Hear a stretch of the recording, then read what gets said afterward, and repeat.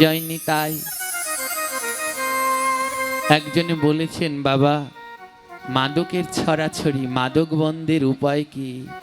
ধ্যান দিন মা। বন্ধ করতে হলে গোড়া থেকে করতে হবে। গোড়া যদি ঠিক না হয় তাহলে এ বন্ধ করা সম্ভব নয়।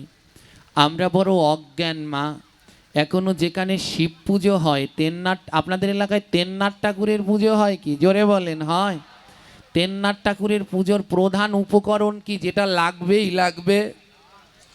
কোনটা না হলে তেন্নাতের পুজো হয় না? জোরে বলুন। গাজার কলকি। কয়টা কলকি দেয়? একখানা? আবার 3 কান 3 কলকি সাজিয়ে যার মেলা আজকলিতে তেন্নাতের। ওই বাবাই হাসতে আছে, কি যেন নাম, সুমন না কি বাবা, উনি আবার তেন্নাট ঠাকুরের গান টান গায়। নবীন, ও আমি পারি, ও আমি আগে থাকতেই জানি। নবীনপুরের বটতলায় মিলাইছে মেলা আজকলিতে তেন্নাতের মেলা। ও সাধু ভাই না? জয়নি তাই বলে তেন্নাট ঠাকুরকে গাজা না দিলে তিনি সন্তুষ্ট নয়। শিবের পুজো করে, শিবকে গাজা দেয়, গাজা না দিলে শিব ঠাকুর শিব সিদ্ধি খায়। এ কথা ভুল নয়, শিবের পুজোয় সিদ্ধি লাগে। শয়রস্যি দয় ধয় রস্যি সিদ্ধি, শয়রস্যি দয় ধয় দিগ্গি সিদ্ধি, দন্ত সব সব, তালিব্য সব সব। এক সব মানে আপনারা সবাই, আরেক সব মানে মরা। এক সিদ্ধি মানে গাজা, আরেক সিদ্ধি মানে সফলতা। শিবের পূজায় সিদ্ধি লাগে মানে গাজা না, সফলতা লাগে। কারণ শিব হলো পরম বৈষ্ণব। ভাগবত বলল, নিম্ন গণাম যথা গঙ্গা দেবা নাম অচ্যুতা যথা, বৈষ্ণবানাম যথা শম্ভু পুরাণানাম মৃদাম তথা। বৈষ্ণবানাম যথা শম্ভু, বৈষ্ণবদের ভিতরে শ্রেষ্ঠ শম্ভু। ওমা, বৈষ্ণবরা কি কোনোদিন গাঁজা খায়? জোরে বলেন তো।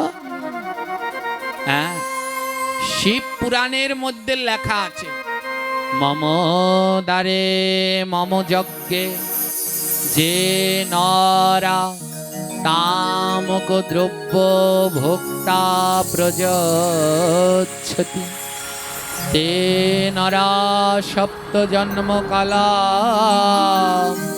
বরাহ জনি লাভ। শিবপুরাণের মধ্যে দেবাদিদেব মহাদেব বললেন, মম দ্বারে মম যজ্ঞে, অর্থাৎ আমার দ্বারে, আমার মন্দিরে, আমার যজ্ঞে যে নরা, যেই মানুষ তামক দ্রব্য ভোক্তা প্রযচ্ছতি, তামাক জাতীয় দ্রব্য খায় কিংবা অন্যকে দেয়, তে নরা, সেই মানুষ সপ্ত জন্মকাল বরাহজনী লাভম, সেই মানুষ 7 জন্মকাল কি লাভ হয়? বরাহ। বরাহ মানে বোঝেন? জোরে বলুন। শুকর। শুকরকে শুদ্ধ ভাষায় বলে, ভগবানের কত দয়া, আমাদেরকে বরাহ বললেন, শুয়োর বললেন না। শুদ্ধ ভাষায় গালিটা দিলেন। আমরা এক জায়গায় পাঠ করতে গেলাম, বুঝলেন তো। এবার যে ভক্ত ভাষায় থাকতে দিয়েছে, ওই ভাষার ছেলেটা এত দুষ্টু, এত দুষ্টু, কল্পনা করার মতো না। এবার ওনার ওই ঘরের যে মা, ও কিছু বলতেও পারছে না, সহ্যও করতে পারছে না, কারণ সব সাধুরা আছে, সাধুদের সামনে গালি দেওয়া যায়। তো কিছুক্ষণ পরে ওই মা বলল কি ছেলেটাকে, ওরে বরাহ নন্দন এবার থাম। গালিটা দিল, কিন্তু সবাই যেন বুঝতে না। আমি তো হাসতে হাসতে গড়াগড়ি। বাচ্চাকে বলল, ওরে বরাহ নন্দন এবার থাম। গালিটাকে ঘুরিয়ে দিল। বরাহ মানে কি? শুকর, আর নন্দন মানে বাচ্চা। হ্যাঁ, ঘুরিয়ে দিল। তো গোবিন্দও তাই করলেন। যারা তামাক জাতীয় দ্রব্য খায় তারা পরের 7 জন্ম শুকর হয়। ওমা, এই কথা বলতে গেলে যারা খায় তারা তো আর আমারে রাখবে না, আর পাঠে আনবে না, বলে ওবাডারে আনা লাগবে না, আবার খাওয়ার মধ্যে ঢুকছে কেন? কিন্তু দরকার আছে গো মা। তামাক মানে শুধু গাজা নয়, জর্দা, সাদা, খয়ের চুন, বিড়ি, সিগারেট এগুলো সব তামাক জাতীয় দ্রব্য। এইগুলো যারা খায় শাস্ত্র অনুসারে পরে 7 জন্ম তারা শূকর হয়ে যায়। এগুলো খাওয়া কি ভালো? জোরে বলেন। জর্দার গায়ে ছবি দিয়ে দিয়েছে, জর্দা খেলে কি হয়। বিড়ি সিগারেটের গায়ে ছবি দিয়ে দিয়েছে, বিড়ি সিগারেট খেলে কি হয়। পান খাচ্ছেন, খান। পান গোবিন্দ সেবায় লাগে না? লাগে না? গোবিন্দের কাছে যে পান দেয় তার মধ্যে জর্দা দেয়, চুন দেয়। অনেকে আবার বলবে ইস পাঠ করে, ঢঙ্গের শেষ নাই। পান গোবিন্দ সেবায় লাগে না? লাগে, কিন্তু সেই পানের মধ্যে চুন জর্দা দেয় না। গোবিন্দ সেবায় কি 1 বিড়া পান দেয়? 20-30টা দেয়? কয়টা দেয়? তাহলে আপনারা যারা পান খান তারা দিয়ে একদিনে 1 বিড়া খাইয়েথন। 1 বিড়ায় কয়টা? 72টা। আমাদের পানের বড় আজর আছে, আমি তাই জানি। 41তে 36টা, তাই না? নাকি? তো এবারে যারা পান খায় তো বিড়া বিড়া খেয়ে ফেলে, কিন্তু গোবিন্দকে তাম্বুল সেবা দেওয়া হয় কয়টা? 1টা। সেই তাম্বুলের মধ্যে কি জর্দা চুন দেয়? কি সেখানে কি দেয়? লবঙ্গ দেয়, কর্পূর দেয়, দেয় তো? কর্পূর দিয়ে লবঙ্গ দিয়ে পান খান, তাহলে আপনার শরীরের জন্য ভালো। আর তার সাথে যদি জর্দা, সাদা খয়ের চুন মিশান, তাহলে পানটা কি হয়ে যাবে? বিষ হয়ে যাবে। তাই পান, সিগারেট, জর্দা এগুলো খেলে স্বাস্থ্যের জন্য যেমন ক্ষতি, ধর্মের জন্যও তেমন ক্ষতি। গোড়া থেকে বন্ধ করতে হবে। গোড়া কোথায়? ওই যে উত্তর দেয় তেন্নাথের পুজোয় গাজা লাগে। গাজা না হলে তেন্নাথের পুজো কোথায় পেয়েছেন? প্রমাণ দিন। যদি কেউ প্রমাণ দিতে পারেন তেন্নাথের পুজোয় গাজা লাগে, তাহলে আমি তাকে কথা দিলাম সারা জীবনের জন্য তার বাড়িতে চাকর হয়ে কাজ করব।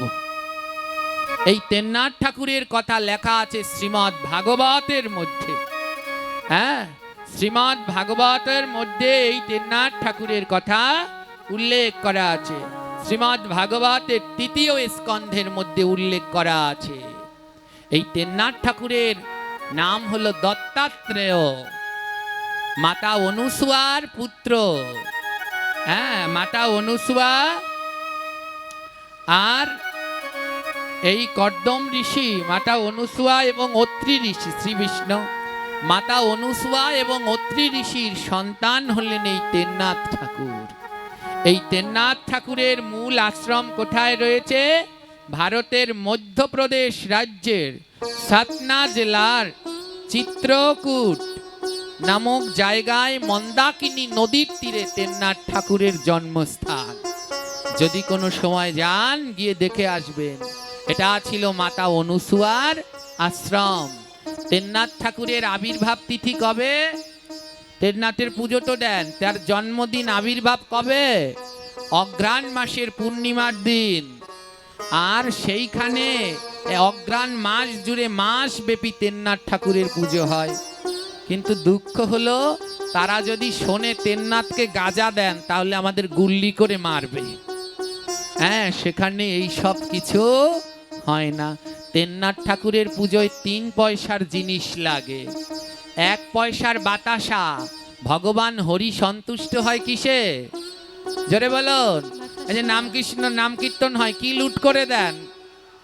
বাতাসা লুটে দেন। তাই তেন্নাথ হলো 3 জন, ভগবান হরি, কৃষ্ণ, শিব আর ব্রহ্মা। ব্রহ্মা, বিষ্ণু, শিব, এই 3 জন।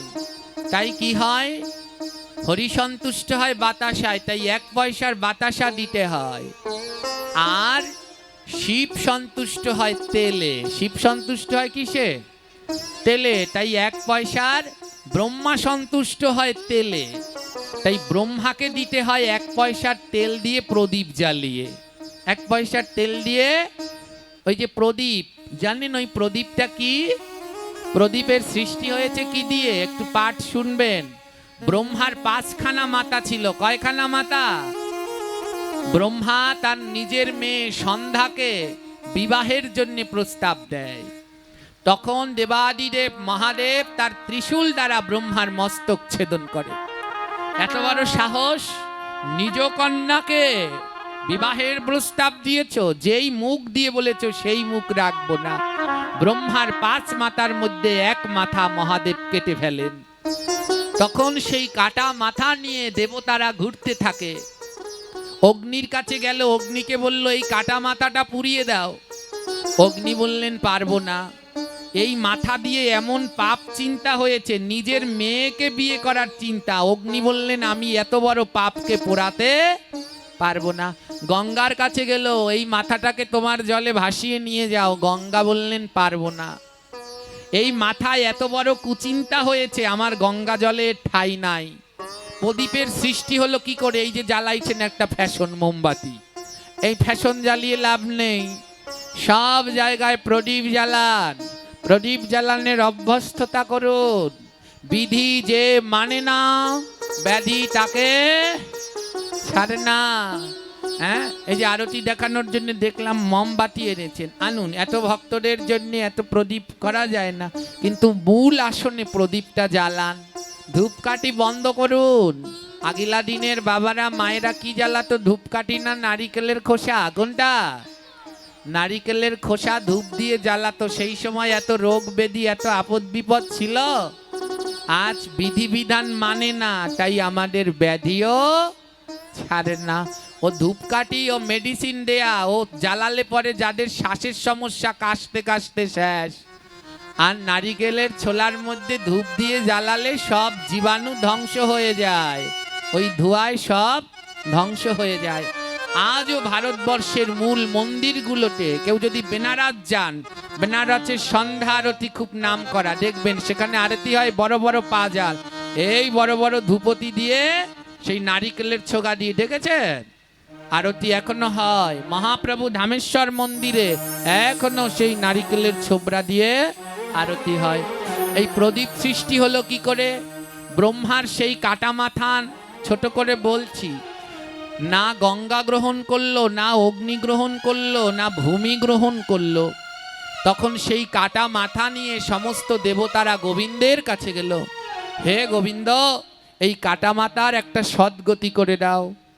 ব্রহ্মা নিজের ভুল বুঝতে পেরে গোবিন্দের চরণে লুটিয়ে পড়ে বললেন, প্রভু আমায় ক্ষমা করে দাও, আমার এই কাটা মাথাকে তুমি যে শাস্তি দাও দাও, কিন্তু আমার এই কাটা মাথাটা যেন গোবিন্দ সেবায় লাগে। তখন ভগবান বলল, যাও ব্রহ্মা, তোমার এই পঞ্চম মস্তক থেকে জগতে সৃষ্টি হবে প্রদীপ। আর যে জিহ্বা দিয়ে তুমি তোমার মেয়েকে কুপ্রস্তাব দিয়েছ, সেই জিহ্বা হবে প্রদীপের সলতে। আজীবনকাল তোমার জিহ্বাটা জ্বলতে থাকবে। আমার ভক্তরা প্রদীপের তেল শেষ হয়ে যাবে, কিন্তু তাও প্রদীপ নিভতে দেবে। ওমা দেয় প্রদীপ নিভতে, যেই প্রদীপের তেল শেষ হয়ে যায় সবাই বলে তাড়াতাড়ি তেল দে, বুক জ্বলে যায়, তেল দে। নিভতে দেয় না, ওটা ব্রহ্মার জিহ্বা জ্বলতে আছে। কিন্তু ব্রহ্মা বলেছিলেন, যে শাস্তি দাও আমি যেন তোমার সেবায় লাগি। গোবিন্দ বলল, যাও, আশীর্বাদ করে দিলাম, যেইখানে প্রদীপ না জ্বালাবে সেইখানে আমি যাব না। তাই গোবিন্দ সেবা করতে হলে সবার আগে ঠাকুর ঘরে গিয়ে প্রদীপটা জ্বালাতে হয়। ওই ব্রহ্মার মেয়ের নাম হলো সন্ধ্যা। এই যে আপনারা সন্ধ্যা প্রদীপ দেন না সন্ধ্যাবেলায়, ও হলো ব্রহ্মার মেয়ে, পৃথিবীর সাথে লীন হয়ে গেছে। তাই গোবিন্দ আশীর্বাদ করলেন, যারা আমার ভক্ত তারা সন্ধ্যাবেলায় ঘরে ঘরে প্রদীপ জ্বালাবে, হরিবোল বলে জয়ধ্বনি হরিধ্বনি করে কীর্তন করবে।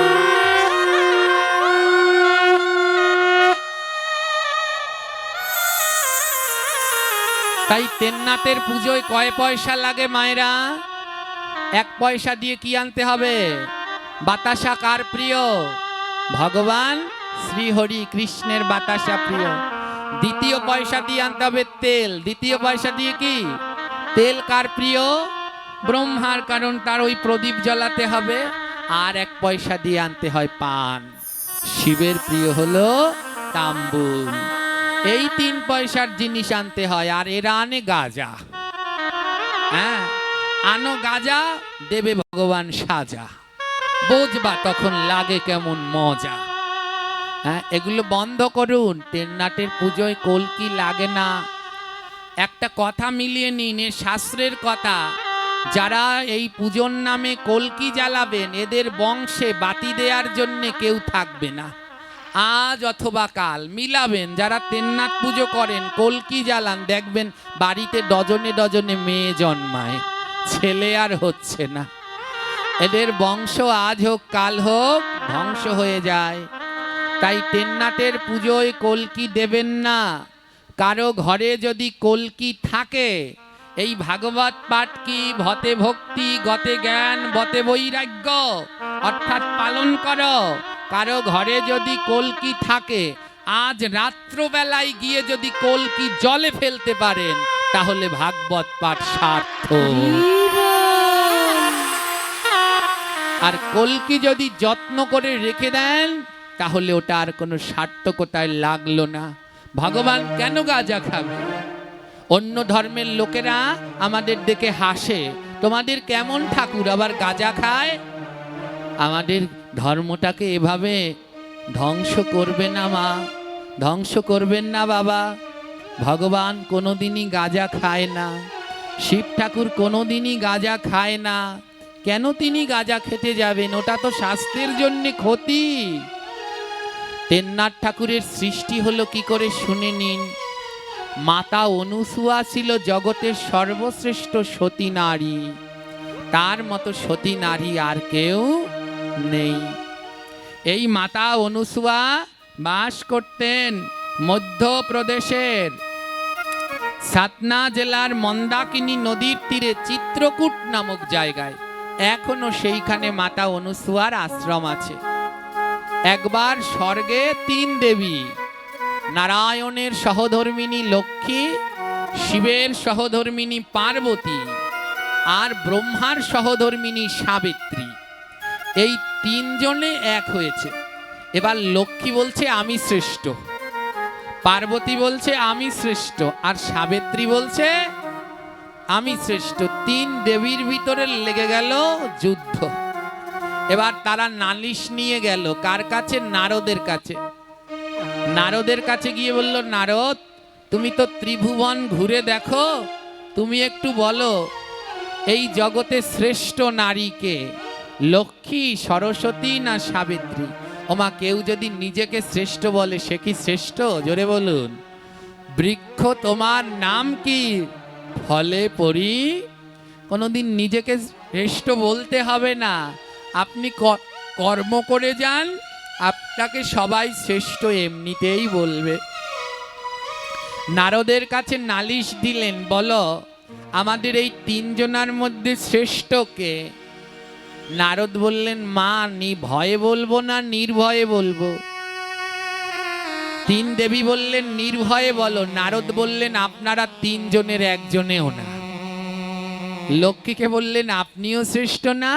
দুর্গাকে বললেন, আপনিও না। সাবিত্রীকে বললেন, আপনিও না। আপনারা তিনজনের একজনেও শ্রেষ্ঠ না। তিন দেবী রেগে গেল, কি আমরা শ্রেষ্ঠ না, তাহলে শ্রেষ্ঠ কে? তখন নারদ বললেন, এই জগতে শ্রেষ্ঠ এবং সতী নারী হলো মাতা অনুসুয়া। মন্দাকিনী নদীর তীরে তিনি বিরাজ করেন, ভগবান নারায়ণের সেবা করেন। তার থেকে সতী নারী জগতে আর কেউ নেই। লক্ষ্মী, সরস্বতী, পার্বতী এরা রেগে গেলেন, আর রেগে গিয়ে যে যার স্বামীর কাছে বললেন। লক্ষ্মী তার স্বামীর কাছে গিয়ে বললেন, আমি আর কিছু চাই না। পার্বতী গিয়ে বললেন, আমিও না, আমি একটা জিনিসই চাই। সাবিত্রী ব্রহ্মাকে বললেন, আমিও একটা জিনিস চাই। তিন স্বামী বললেন, বলো কি চাও? বলে, ওই যে অনুসুয়া, তাকে অসতী প্রমাণ করতে হবে। তিনজনের স্বামীকে বলল, যাও ওই অনুসুয়াকে এমন পরীক্ষা নেবে যেন জগতে সবাই তাকে অসতী বলে। ভগবান শ্রীবিষ্ণু তিনজনকে বুঝালেন, এটা ঠিক নয়, কারণ অনুসুয়া সত্যিই সতী নারী, তোমরা ওনার সাথে এমন করো না, এর হিতে বিপরীত হবে। কিন্তু এই তিন দেবী শুনলেন না। জোর করে ব্রহ্মা, বিষ্ণু, শিবকে পাঠালেন পরীক্ষা করবার জন্যে। তখন ব্রহ্মা, বিষ্ণু, শিব তিনজনে 24 বছরের যুবকের রূপ ধারণ করলেন। কয় বছর? 24 বছর। যারা তেন্নাতের কথা বলেন, ওই আলিতালি না বলে এই যে ভাগবতে যা আছে এইগুলো একটু মুখস্থ করে নিন, এইগুলো একটু বলুন, মানুষকে একটু শিখান আসল তেন্নাতের কথা। হ্যাঁ, তখন কি করলেন? কত বছরের রূপ ধারণ করলেন ব্রহ্মা বিষ্ণু শিব? এবার 24 বছরের রূপ ধারণ করে ওই মা অনুসুয়ার ঘরের দরজার সামনে গিয়ে দাঁড়ালেন। গৃহে কেউ আছো? ভিক্ষা দাও। মা অনুসুয়া দৌড়ে বেরোয়েছে চাল ডাল নিয়ে। ওই তিনজন পরীক্ষা করলেন মা অনুসুয়াকে, তিনি কত বড় সতী।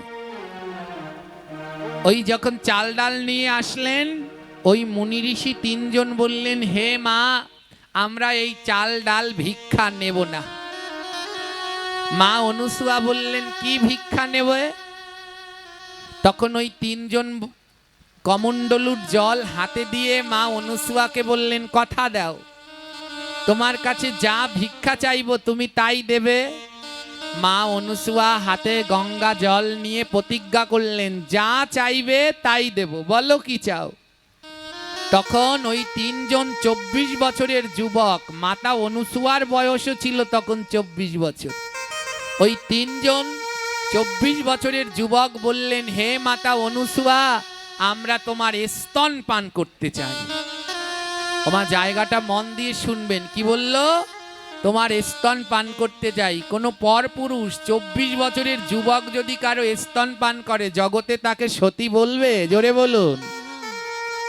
মাতা অনুসুয়া বললেন, মহা বিপদে, এ আমি কি প্রতিজ্ঞা করলাম? এরা মুনি ঋষি, এদের যদি, মাতা অনুসুয়া তো আর জানে না ওই তিনজন ছিল ব্রহ্মা বিষ্ণু শিব।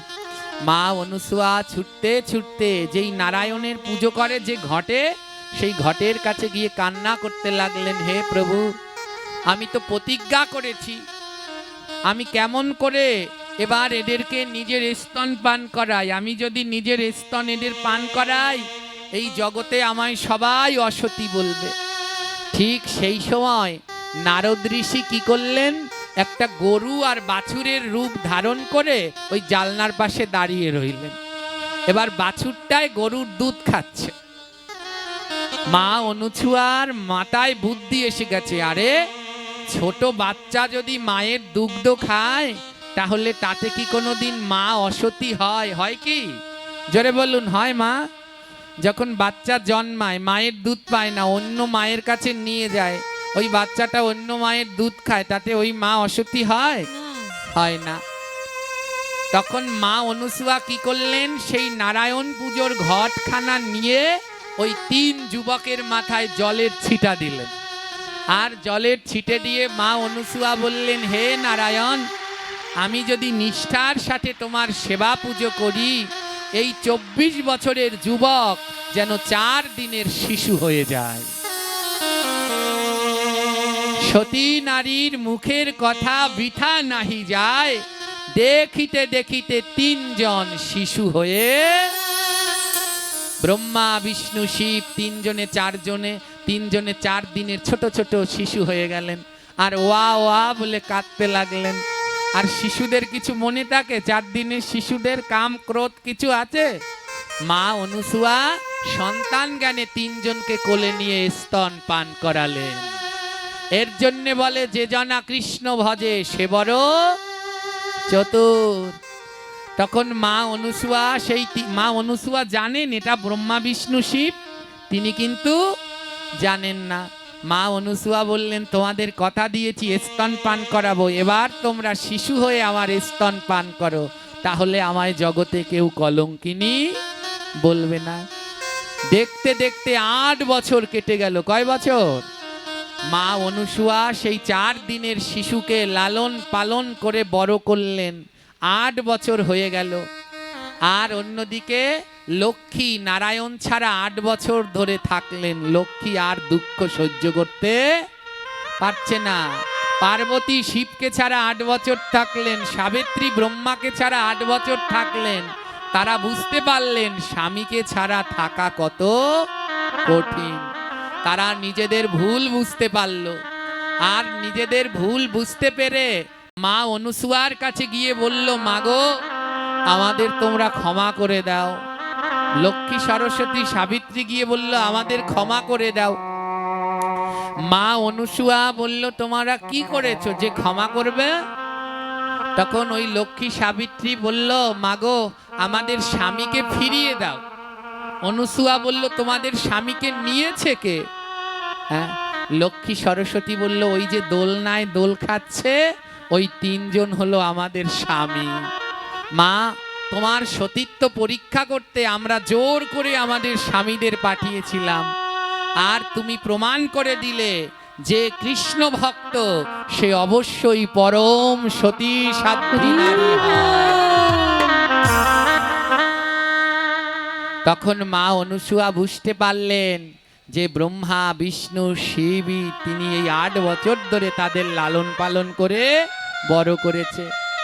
মা অনুসুয়া আবার সেই ঘটের জল এনে তিনজনার মাথায় ছিটিয়ে দিলেন, আর বললেন আমি যদি সতী নারী হই আর এই তিনজনকে যদি সন্তান স্নেহে লালন করি এরা আবার আগের রূপ ফিরে পায়। সঙ্গে সঙ্গে সতী নারীর মুখের কথা বৃথা নাহি হয়, দেখিতে দেখিতে আবার তিনজন ব্রহ্মা বিষ্ণু শিবে পরিণত হয়। যেই তিনজন ব্রহ্মা বিষ্ণু শিব হলেন, বিষ্ণুকে নিয়ে লক্ষ্মী রওনা দিলেন, শিবকে নিয়ে পার্বতী রওনা দিলেন, ব্রহ্মাকে নিয়ে সাবিত্রী রওনা দিলেন। ওমা, কোনো নারী যদি 4 দিনের একটা শিশুকে 8 বছর ধরে পালে তারপরে যদি কেউ নিয়ে যায় মায়ের কষ্ট লাগবে না লাগবে না? জোরে বলুন। তখন মা অনুসুয়া কান্না করতে লাগলেন। তখন ব্রহ্মা বিষ্ণু শিব বললেন মা তুমি কাঁদছো কেন? মা অনুসুয়া বললেন আমি এই 8 বছর ধরে তোমাদের লালন পালন করছি, আজ তোমরা আমায় ছেড়ে যাচ্ছ, আমার বড় কষ্ট হচ্ছে। আমার এই জগতে ছেড়ে যাওয়াটা হলো সব থেকে কষ্টের। আর কিছুক্ষণ পরে এই ভাগবত পাঠ বিশ্রাম হয়ে যাবে। যারা এই পাঠের আয়োজন করেছেন দীর্ঘ 1টা বছর, আগের বছর হয়েছিল, 1 বছর ধরে কত পরিকল্পনা, কত কি করবেন সাজাবেন, আজ দেখতে দেখতে সময় শেষ হয়ে এলো। তাই কালকে 8টা বাজলে একবার হলেও আপনাদের মন খারাপ লাগবে। কালকে আর এখানে বৃন্দাবন মিলবে না। মা অনুসুয়া কাঁদতে লাগলেন। এ জগতে কান্নার কারণ কি? কান্নার কারণ হলো অভাব। বলে ভক্তরা কেন কাঁদে? ভক্তদের তো কোনো অভাব নেই, ভক্তদের একটাই অভাব, সে হলো সাধু সঙ্গের অভাব। মা অনুসুয়া কাঁদতে লাগলেন যে আমি 8 বছর ধরে তোমাদের লালন পালন করেছি, তোমরা আমায় মা বলে ডাকো, তোমাদের ছাড়া আমি কি করে থাকবো? তখন শিব বললেন মা চিন্তা করো না, আমি আমার এক অংশ তোমার জন্য রেখে যাচ্ছি। শিবের এক অংশ থেকে মা অনুসুয়ার এক সন্তানের সৃষ্টি হলো।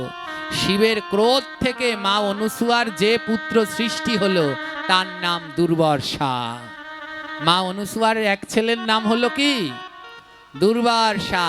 শিবের ক্রোধ থেকে হলো, তাই দুর্বাসা হলো সব থেকে রাগী। ওই যে ব্রহ্মার একটু চরিত্রের ছিল দোষ, তাই ব্রহ্মার চরিত্র থেকে মা অনুসুয়ার এক পুত্র হলো, তিনি হলেন চন্দ্রদেব। ওই যে চাঁদ, এর জন্য চাঁদে কি লাগে? কলঙ্ক লাগে, চাঁদে কলঙ্ক। এখন ভগবান শ্রী বিষ্ণু মা অনুসুয়া বিষ্ণুর কাছে গিয়ে বললেন হে প্রভু আমি তোমার কাছে একটা জিনিস চাই। বলে কি চাও? বলে এই তিনজনকে তো আমি আলাদা আলাদা করে বড় করেছি, ব্রহ্মা বিষ্ণু শিব, কিন্তু তোমরা তিনজনে তো একই, আলাদা তো নও, যেই হর সেই হরি। আলাদা নয় মা, আমরা আলাদা করি। একাদশী আসলে 2টো একাদশী পড়ে, যারা শিবতন্ত্রী তারা করবে আগের দিন, যারা কৃষ্ণতন্ত্রী তারা করে পরের দিন, ঠিক তো? আমা কৃষ্ণতন্ত্রী কাকে বলে? যারা কৃষ্ণের পুজো করে তাদের বলে কৃষ্ণতন্ত্রী। এবার শিব ঠাকুর কার পুজো করে জোরে বলুন? তাহলে শিব কোন তন্ত্রী? তাহলে শিব কৃষ্ণতন্ত্রী হলে আবার আরেক দিন একাদশী হয় কি করে? হ্যাঁ, তাই গোস্বামী মত অনুসরণ করে একাদশী ব্রত পালন করুন। এবারে মা অনুসুয়া ভগবান শ্রীহরির কাছে বললেন, তোমরা তিনজন তো আলাদা নয়, তোমরা তিনজনে তো একই, তাই আমার একটা ইচ্ছা পূর্ণ করো, তোমরা তিনজনে এক হয়ে আমাকে একটু দর্শন দাও। তখন কৈলাসের নাথ শিব, ব্রহ্মলোকের নাথ ব্রহ্মা, গোলকের নাথ শ্রীহরি, তিন লোকের নাথ এক হয়ে গেলেন। তাদের 6টি হাত, 3টি মাথা, তিন লোকের নাথ এক হয়ে গেল বলে এদের নাম হলো ত্রিনাথ।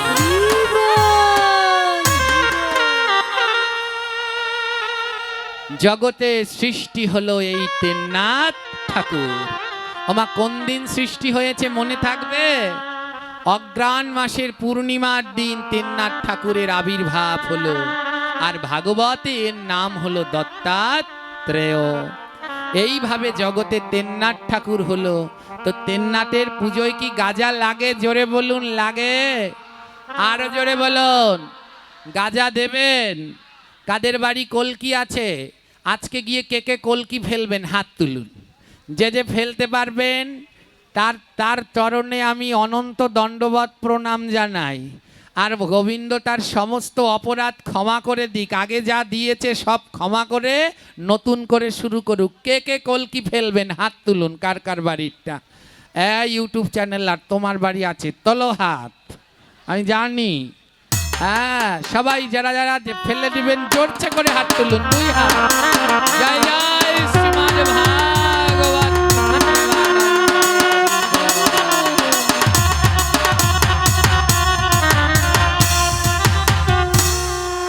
তো মনে থাকবে ত্রিনাথ ঠাকুরের কিভাবে সৃষ্টি হলো।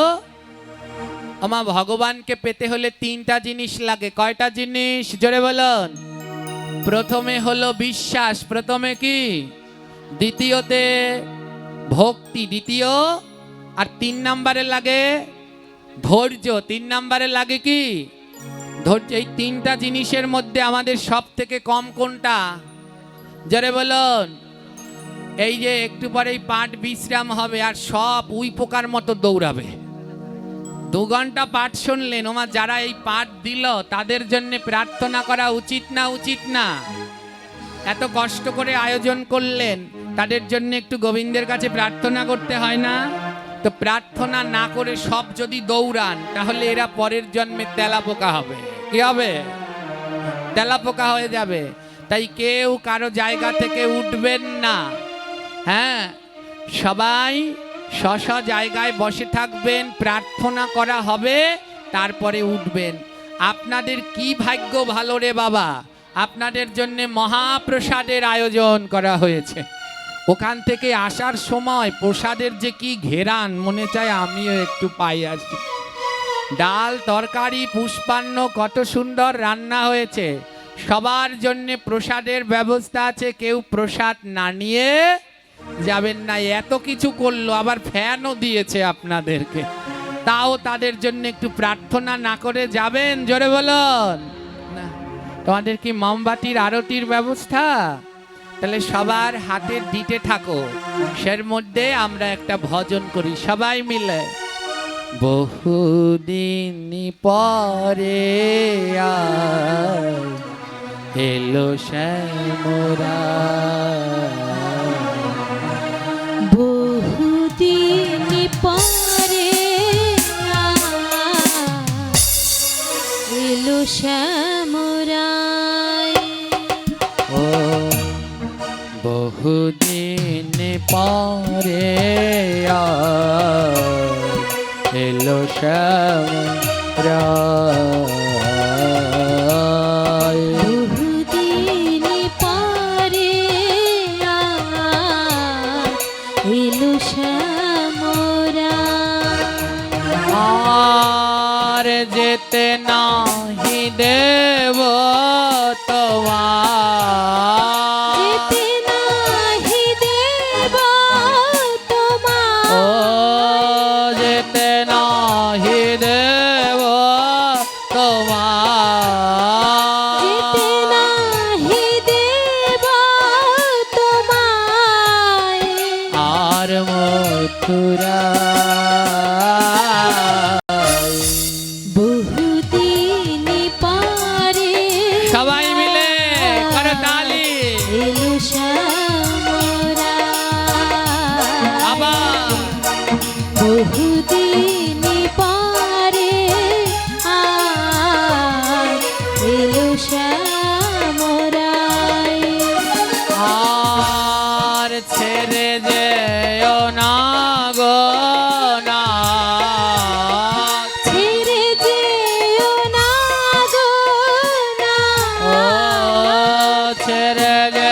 যেও না গো না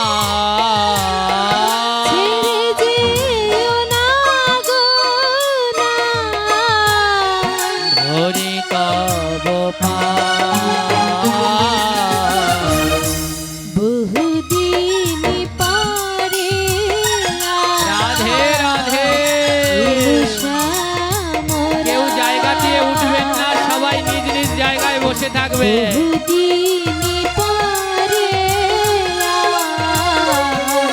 এলো শ্যামরায়। আজ মন ভর সাজা দেব ঘরে সাজাইব মন ভর সাজাইব ঘরে সাজাইব আজ নিরালা বহুদিন পরে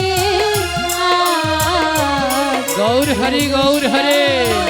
মায়েরা বসুন, দাঁড়াবেন না, বসে পড়ুন। বহুদিন পরে এলো শ্যামরায়। আর গলাতে মালা